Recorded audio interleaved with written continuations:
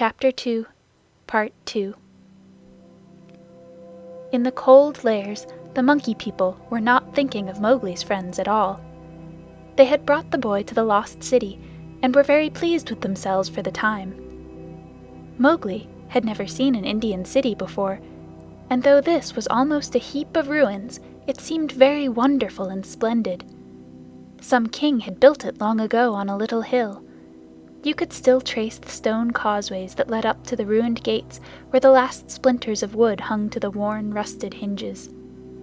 Trees had grown into and out of the walls, the battlements were tumbled down and decayed, and wild creepers hung out of the windows of the towers on the walls in bushy hanging clumps. A great roofless palace crowned the hill, and the marble of the courtyards and the fountains was split and stained with red and green, and the very cobblestones in the courtyard where the king's elephants used to live had been thrust up and apart by grasses and young trees. From the palace you could see the rows and rows of roofless houses that made up the city, looking like empty honeycombs filled with blackness, the shapeless block of stone that had been an idol in the square where four roads met, the pits and dimples at street corners where the public wells once stood, and the shattered domes of temples with wild figs sprouting on their sides. The monkeys called the place their city, and pretended to despise the Jungle People because they lived in the forest. And yet they never knew what the buildings were made for, nor how to use them. They would sit in circles on the hall of the king's council chamber and scratch for fleas and pretend to be men, or they would run in and out of the roofless houses and collect pieces of plaster and old bricks in a corner, and forget where they had hidden them, and fight and cry in scuffling crowds, and then break off to play up and down the terraces of the king's garden, where they would shake the rose trees and the oranges in sport to see the fruit and flowers fall. They explored all the passages and dark tunnels in the palace, and the hundreds of little dark rooms, but they never remembered what they had seen and what they had not, and so drifted about in ones and twos or crowds, telling each other that they were doing as men did. They drank at the tanks and made the water all muddy, and then they fought over it, and then they would all rush together in mobs and shout, "There is no one in the jungle so wise and good and clever and strong and gentle as the Bandar log." Then all would begin again, till they grew tired of the city and went back to the treetops, hoping the Jungle People would notice them. Mowgli, who had been trained under the law of the jungle, did not like or understand this kind of life. The monkeys dragged him into the Cold Lairs late in the afternoon, and instead of going to sleep, as Mowgli would have done after a long journey, they joined hands and danced about and sang their foolish songs. One of the monkeys made a speech and told his companions that Mowgli's capture marked a new thing in the history of the Bandar log, for Mowgli was going to show them how to weave sticks and canes together as a protection against rain and cold. Mowgli picked up some creepers and began to work them in and out, and the monkeys tried to imitate, but in a very few minutes they lost interest and began to pull their friends' tails or jump up and down on all fours, coughing. "I wish to eat," said Mowgli. "I am a stranger in this part of the jungle. Bring me food, or give me leave to hunt here." 20 or 30 monkeys bounded away to bring him nuts and wild pawpaws, but they fell to fighting on the road, and it was too much trouble to go back with what was left of the fruit. Mowgli was sore and angry, as well as hungry, and he roamed through the empty city, giving the strangers' hunting call from time to time, but no one answered him, and Mowgli felt that he had reached a very bad place indeed. "All that Baloo has said about the Bandar log is true," he thought to himself. "They have no law, no hunting call, and no leaders, nothing but foolish words and little picking thievish hands. So if I am starved or killed here, it will be all my own fault. But I must try to return to my own jungle. Baloo will surely beat me, but that is better than chasing silly rose leaves with the Bandar log." No sooner had he walked to the city wall than the monkeys pulled him back, telling him that he did not know how happy he was, and pinching him to make him grateful. He set his teeth and said nothing, but went with the shouting monkeys to a terrace above the red sandstone reservoirs that were half full of rain-water. There was a ruined summer-house of white marble in the center of the terrace, built for queens dead 100 years ago. The domed roof had half fallen in, and blocked up the underground passage from the palace by which the queens used to enter. But the walls were made of screens of marble tracery, beautiful milk-white fretwork, set with agates and cornelians and jasper and lapis lazuli, and as the moon came up behind the hill, it shone through the open work, casting shadows on the ground like black velvet embroidery. Sore, sleepy, and hungry as he was, Mowgli could not help laughing when the Bandar log began, 20 at a time, to tell him how great and wise and strong and gentle they were, and how foolish he was to wish to leave them.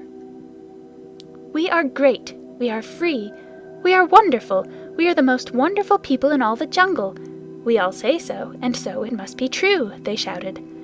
"Now, as you are a new listener and can carry our words back to the Jungle People so that they may notice us in the future, we will tell you all about our most excellent selves." Mowgli made no objection, and the monkeys gathered by hundreds and hundreds on the terrace to listen to their own speakers singing the praises of the Bandar log. And whenever a speaker stopped for want of breath, they would all shout together, "This is true! We all say so!" Mowgli nodded and blinked, and said yes when they asked him a question, and his head spun with all the noise. "Tabaqui the Jackal must have bitten all these people," he said to himself, "and now they have the madness. Certainly this is Dewani, the madness. Did they never go to sleep? Now there is a cloud coming to cover the moon. If it were only a big enough cloud, I might try to run away in the darkness. But I am tired." That same cloud was being watched by two good friends in the ruined ditch below the city wall, for Bagheera and Kaa, knowing well how dangerous the monkey people were in large numbers, did not wish to run any risks. The monkeys never fight unless they are 100 to 1, and few in the jungle care for those odds. "I will go to the west wall," Kaa whispered, "and come swiftly down the slope of the ground in my favor. They will not throw themselves upon my back in their hundreds, but—" "I know it," said Bagheera. "Would that Baloo were here, but we must do what we can. When that cloud covers the moon, I shall go by the terrace. They hold some sort of council there over the boy." "Good hunting," said Kaa grimly, and glided away to the west wall. That happened to be the least ruined of any, and the big snake was delayed a while before he could find a way up the stones. The cloud hid the moon, and as Mowgli wondered what would come next, he heard Bagheera's light feet on the terrace. The Black Panther had raced up the slope almost without a sound, and was striking — he knew better than to waste time in biting — right and left among the monkeys, who were seated round Mowgli in circles 50 and 60 deep. There was a howl of fright and rage, and then, as Bagheera tripped on the rolling, kicking bodies beneath him, a monkey shouted, "There's only one here! Kill him! Kill!" A scuffling mass of monkeys, biting, scratching, tearing, and pulling, closed over Bagheera, while 5 or 6 laid hold of Mowgli, dragged him up the wall of the summer house, and pushed him through the hole of the broken dome. A man-trained boy would have been badly bruised, for the fall was a good 15 feet, but Mowgli fell as Baloo had taught him to fall, and landed on his feet. "Stay there," shouted the monkeys, "till we have killed thy friends, and later we will play with thee, if the Poison People leave thee alive." "We be of one blood, ye and I," said Mowgli, quickly giving the snake's call. He could hear rustling and hissing in the rubbish around him, and gave the call a second time to make sure. "Even so, down hoods all," said half a dozen low voices. Every ruin in India becomes sooner or later a dwelling place of snakes, and the old summer house was alive with cobras. "Stand still, little brother, for thy feet may do us harm." Mowgli stood as quietly as he could, peering through the open work and listening to the furious din of the fight round the Black Panther, the yells and chatterings and scufflings, and Bagheera's deep, hoarse cough as he backed and bucked and twisted and plunged under the heaps of the enemies. For the first time since he was born, Bagheera was fighting for his life. Baloo must be at hand. Bagheera would not have come alone, Mowgli thought. And then he called aloud, "To the tank, Bagheera! Roll to the water tanks! Roll and plunge! Get to the water!" Bagheera heard, and the cry that told him Mowgli was safe gave him new courage. He worked his way desperately, inch by inch, straight for the reservoirs, halting in silence. Then, from the ruined wall nearest the jungle, rose up the rumbling war shout of Baloo. The old bear had done his best, but he could not come before. "Bagheera!" he shouted. "I am here! I climb! I haste! Ahuwora! The stones slip under my feet! Wait my coming, O most infamous Bandar log!" He panted up the terrace, only to disappear to the head in a wave of monkeys, but he threw himself squarely on his haunches, and spreading out his forepaws, hugged as many as he could hold, and then began to hit with a regular bat, bat, bat, like the flipping strokes of a paddle wheel. A crash and a splash told Mowgli that Bagheera had fought his way to the tank where the monkeys could not follow. The panther lay gasping for breath, his head just out of water, while the monkeys stood 3 deep on the red steps, dancing up and down with rage, ready to spring upon him from all sides if he came out to help Baloo. It was then that Bagheera lifted up his dripping chin, and in despair gave the snake's call for protection. "We be of one blood, ye and I," for he believed that Kaa had turned tail at the last minute. Even Baloo, half smothered under the monkeys on the edge of the terrace, could not help chuckling as he heard the Black Panther asking for help. Kaa had only just worked his way over the west wall, landing with a wrench that dislodged a coping stone into the ditch. He had no intention of losing any advantage of the ground, and coiled and uncoiled himself once or twice to be sure that every foot of his long body was in working order.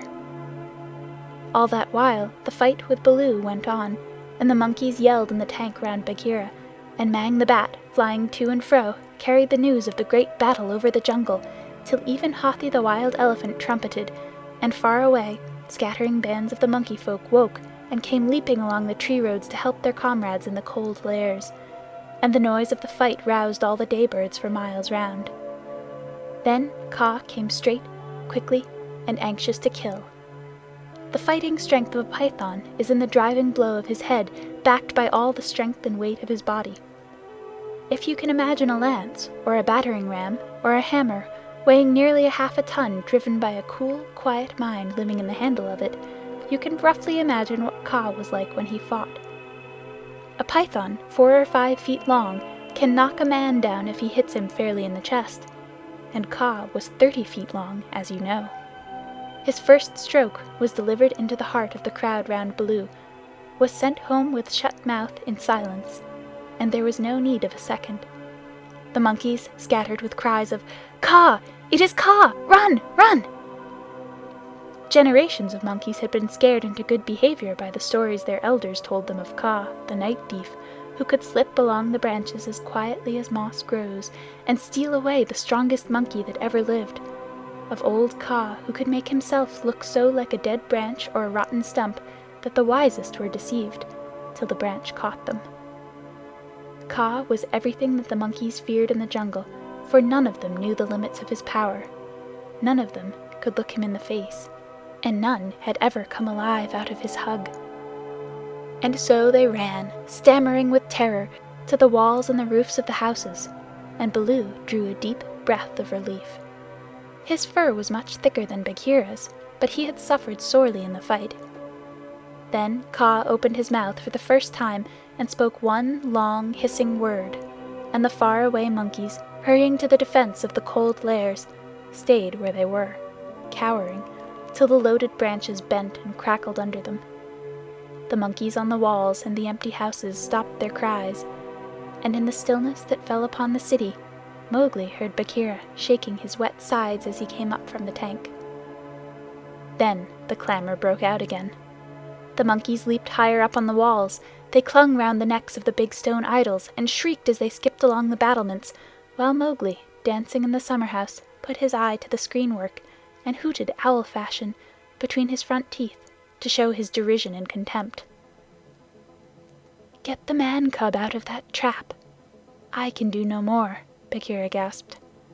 "Let us take the man-cub and go. They may attack again." "They will not move till I order them to. Stay you so!" Kaa hissed, and the city was silent once more. "I could not come before, brother, but I think I heard thee call." This was to Bagheera. I I may have cried out in the battle, Bagheera answered. Baloo, art thou hurt? I am sure that they did not pull me into 100 little bearlings, said Baloo, gravely shaking one leg after the other.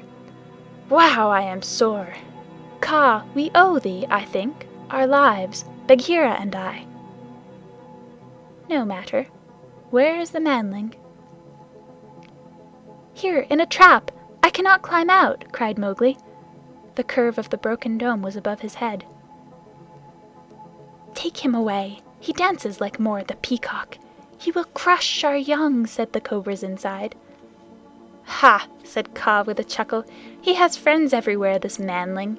Stand back, manling, and hide you, O poison people. I break down the wall. Kaa looked carefully till he found a discolored crack in the marble tracery, showing a weak spot, made 2 or 3 light taps with his head to get the distance, and then, lifting up 6 feet of his body clear of the ground, sent home 6 full-power smashing blows, nose first. The screenwork broke and fell away in a cloud of dust and rubbish, and Mowgli leaped through the opening and flung himself between Baloo and Bagheera, an arm around each big neck. Art thou hurt? Said Baloo, hugging him softly. I am sore, hungry, and not a little bruised. But, oh, they have handled ye grievously, my brothers. Ye bleed. Others also, said Bagheera, licking his lips and looking at the monkey dead on the terrace and round the tank. It is nothing, if thou art safe. Oh, my pride of all little frogs, whimpered Baloo. Of that we shall judge later, said Bagheera in a dry voice that Mowgli did not at all like. But here is Kaa, to whom we owe the battle, and thou owest thy life. Thank him according to our customs, Mowgli. Mowgli turned and saw the great python's head swaying a foot above his own. So this is the manling, said Kaa. Very soft is his skin, and he is not unlike the Bandar log. Have a care, manling, that I do not mistake thee for a monkey some twilight when I have newly changed my coat. We be of one blood, thou and I, Mowgli answered. I take my life from thee tonight. My kill shall be thy kill if ever thou art hungry, O Kaa. All thanks, little brother, said Kaa, though his eyes twinkled. And what may so bold a hunter kill? I ask that I may follow when next he goes abroad. I kill nothing, I am too little, but I drive goats towards such as can use them. When thou art empty, come to me, and see if I speak the truth.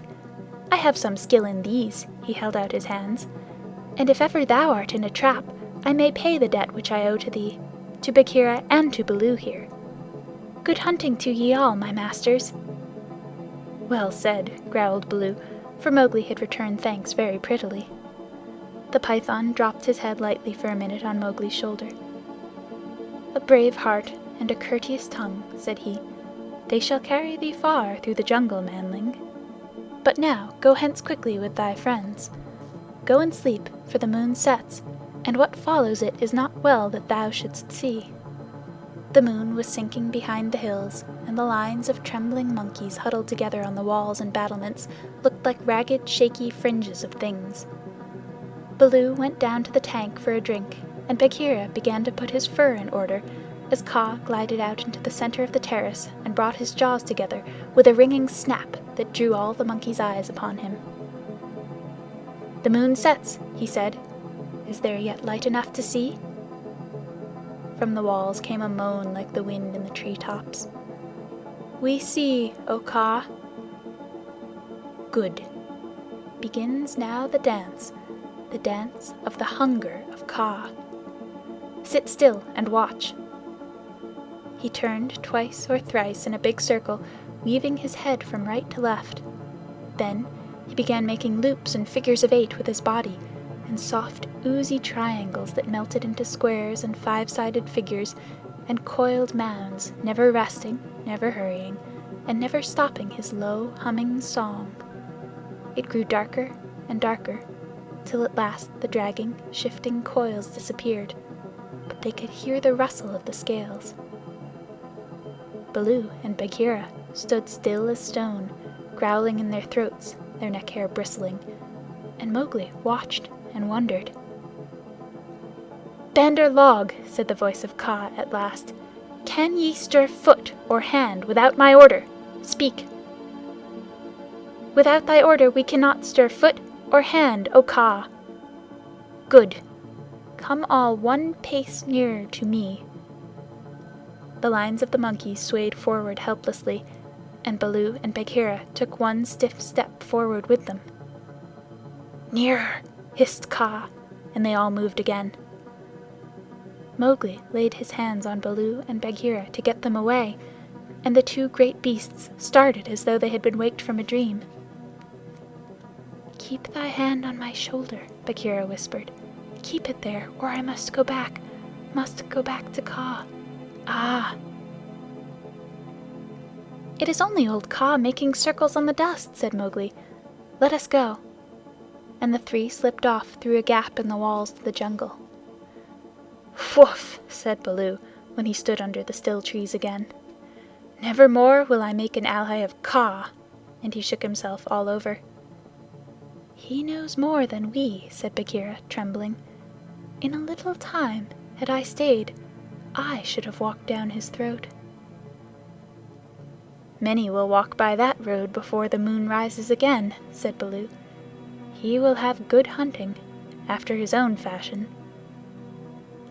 "But what was the meaning of it all?" said Mowgli, who did not know anything of a python's powers of fascination.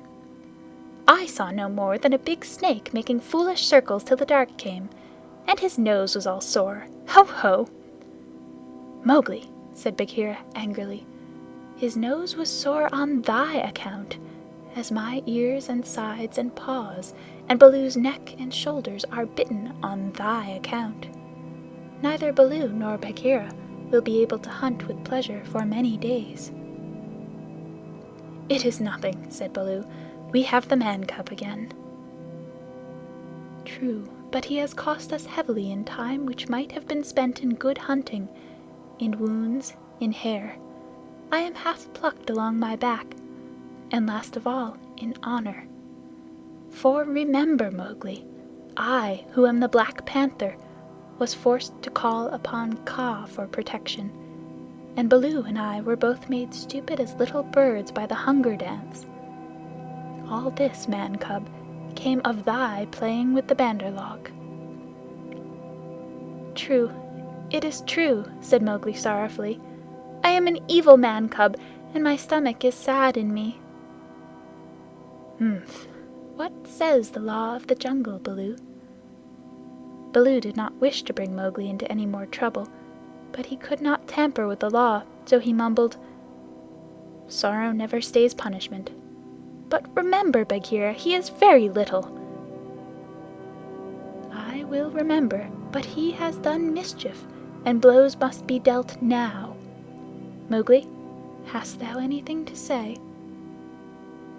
"Nothing. I did wrong. Baloo and thou art wounded. It is just." Bagheera gave him half a dozen love taps from a panther's point of view. They would hardly have waked one of his own cubs, but for a 7-year-old boy they amounted to as severe a beating as you could wish to avoid. When it was all over, Mowgli sneezed and picked himself up without a word. "Now," said Bagheera, "jump on my back, little brother, and we will go home. One of the beauties of the jungle law is that punishment settles all scores. There is no nagging afterwards." Mowgli laid his head down on Bagheera's back and slept so deeply that he never waked when he was put down in the home cave. Road Song of the Bandar log. Here we go in a flung festoon, halfway up to the jealous moon. Don't you envy our pranceful bands? Don't you wish you had extra hands? Wouldn't you like it if your tails were so, curved in the shape of a Cupid's bow? Now you're angry, but never mind, brother, thy tail hangs down behind. Here we sit in a branchy row, thinking of beautiful things we know, dreaming of deeds that we mean to do, all complete in a minute or two. Something noble and wise and good, done by merely wishing we could. We've forgotten, but never mind. Brother, thy tail hangs down behind. All the talk we ever have heard, uttered by bat or beast or bird, hide or fin or scale or feather, jabber it quickly and all together. Excellent, wonderful, once again! Now we are talking just like men. Let's pretend we are. Never mind. Brother, thy tail hangs down behind. This is the way of the monkey kind. Then join our leaping lines that scumfish through the pines, that rocket by where, light and high, the wild grape swings. By the rubbish in our wake and the noble noise we make, be sure, we're going to do some splendid things. End of Chapter 2, Part 2.